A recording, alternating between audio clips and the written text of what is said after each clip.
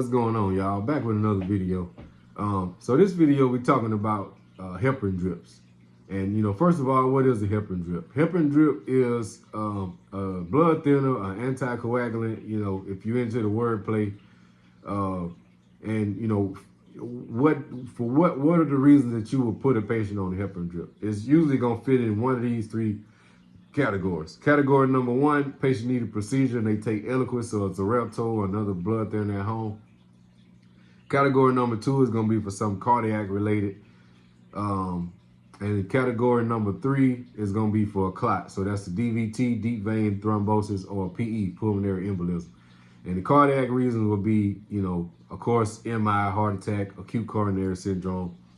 So in that case, a lot of times, it's done prophylactically. If your patient come in and they have a chest pain, troponin 10,000, they'll probably just start them on a heparin drip. So as a nurse, what are your nursing interventions for a heparin drip? So for a heparin drip as a nurse, what you're gonna look for is they're either gonna check a PTT or a heparin XA every 6 hours until it's therapeutic. So you're trying to get that that XA or that PTT in a therapeutic range. So once you get 2 consecutive therapeutics, then you go to checking it once a shift in the morning. Now, the therapeutic range is going to change depending on the protocol, depending on if it's low intensity or high intensity. And I'm going to get to that. Don't let me lose you. So let's backpedal a little bit. So scenario, you got a patient that come in, they got to get an EGD done. They got to get some kind of GI procedure, whatever. But they take Eliquis at home. Well, they probably going to take them off their Eliquis and put them on a heparin drip. But why?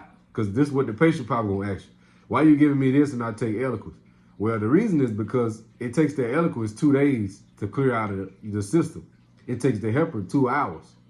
So when you get the procedure done that's going to put you at risk for bleeding, you don't want to have too much. You don't want your blood to be too thin. That causes other, you have whole other problems. So that would be a good explanation for the patient is that the Eliquis or that Xarelto you take at home, it take days to clear out of your system, whereas this heparin only take 2 hours. And so that's the number one reason. Second reason would be some cardiac related, some heart related. Could be a heart attack, could be ACS protocol, acute coronary syndrome. So in those situations, you start on low intensity. So a lot of those heparins, they start at 12. And heparin is weight based, so it goes by the patient weight. So the low intensity heparin drips, you start them at 12 units per kilogram per hour.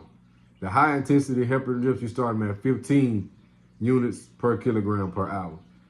So starting out, you're going to get a heparin XA about 6 hours after you start the drip.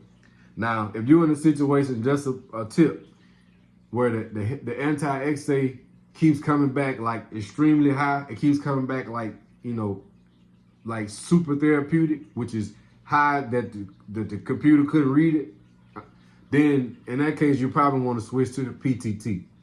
But that's a pharmacy physician kind of thing. But just give your head, that's not something you should, that should be something they on top of, but just let you know. So if you run into a situation like that where you like, dang, I checked, we done checked it 3 times, it's come back super therapeutic 3 times in a row. Well, you probably need to switch to a PTT. So yeah, it's either gonna be for number 1 procedure, number 2 for some cardiac related, and number 3 is gonna be for some a clot. So a DVT, deep vein thrombosis, or a PE, pulmonary embolism. In those cases, everything is the same. The only thing changes is what you start the drip at. Now, you have to titrate that drip or go up and down on the drip based on the blood work. So let's just say if you check the blood and the blood works come back lower than the therapeutic range. This is just for simplicity. Let's just say 0.2 to 0.5. So if your heparin anti-XA come back at 0.1, that means that's sub-therapeutic. So that's below the therapeutic range. It's not thin enough.